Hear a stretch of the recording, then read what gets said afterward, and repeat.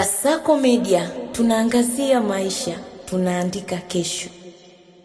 Maji wa Kasako Media, kwa masikitiko makubwa tumeondokewa na mwigizaji mkongwe wa filamu nchini Tanzania, Hashim Kambi. Amefariki dunia leo tarehe 27 ya mwezi wa 4 2026 nyumbani kwake eneo la Sinza jijini Dar es Salaam. Kwa mujibu wa taarifa ya awali kutokea kwa watu wake wa karibu, marehemu amefariki asubuhi ya leo, huku chanzo cha kifo chake kinaelezwa bado hakijathibitishwa rasmi na familia pamoja na wahusika wa afya. Taarifa zaidi tutaendelea kukujuza hapa Kasako Media nini ambacho kinaendelea. Lakini tukumbuke Hashim Kambi amejenga jina lake kubwa sana la uigizaji kwa kizazi cha kwanza. Alisaidia kukuza tasnia ya filamu nchini Tanzania kwa miaka mingi sana.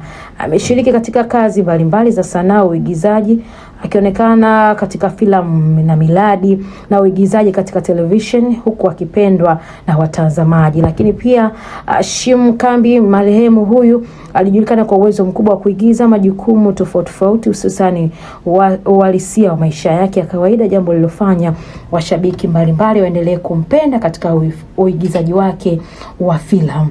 Hii ni ripoti kutokea hapo Kasako Media. Tutaendelea kukufahamisha yale ambayo yanaendelea kupitia kifo cha mwigizaji mkongwe, pengo kubwa ambalo tumeondokewa na Mtanzania mwenzetu ambaye alikuwa anawakilisha katika upande wa filamu nchini Tanzania. Jina langu naitwa Nice Godfrey wa Kasako Media.